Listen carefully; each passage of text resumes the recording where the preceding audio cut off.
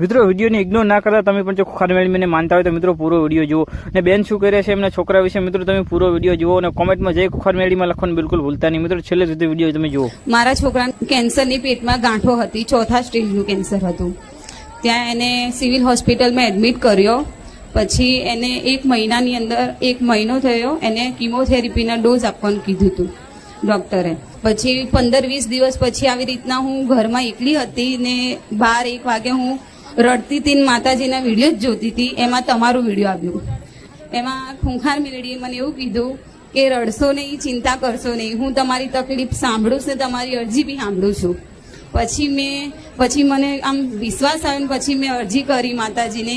ત્યારે મારા છોકરાને 10 દિવસ સુધી રેગ્યુલર એને ફૂલ તાવ આવતો હતો હોસ્પિટલમાં ને ડોક્ટરે કીધું હતું કે આનો તાવ કંટ્રોલ થશે ત્યારે એના ડોઝ ચાલુ અમે કરીશું.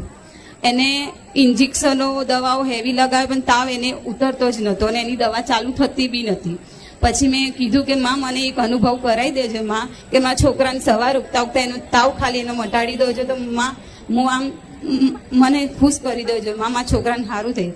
પછી એને બીજા જ દિવસે એનો તાવ એનો ગાયબ થઈ ગયો. 9 મહિના જેવા માના પેટમાં રહે છે ત્યાં 9 મહિના દવાખાને રહીને આવ્યો છે મારો છોકરો ને એને નવું જીવન મળ્યું છે ને અત્યારે બધા જ રિપોર્ટ એના સારા આવી ગયા છે. 3 વર્ષનો બાબો થયો અને સપનામાં આવ્યા હતા મને 2 વાર તમે આવ્યા માતાજી.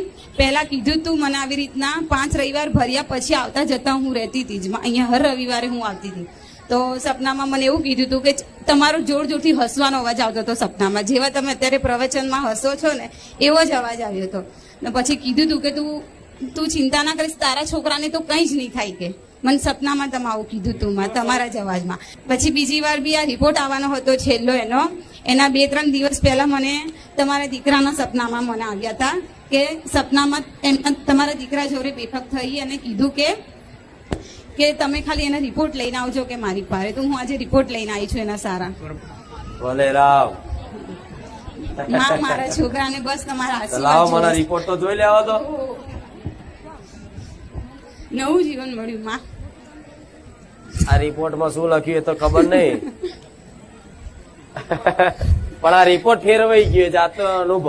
હા આ શું ખોટું? સાચું માં સાચું. કેટલી ગાંઠો કીધી હતી ડોક્ટરે? ઘણી બધી ગાંઠો હતી ડોક્ટર, 4થા સ્ટેજનું એટલે ઘણી બધી ગાંઠો હતી. બસ 4થા સ્ટેજનું કેન્સર એટલે છેલ્લી અવસ્થા કે એનો ઈલાજ અસંભવ લાગે, રિસ્ક ઉપર, જોખમ ઉપર.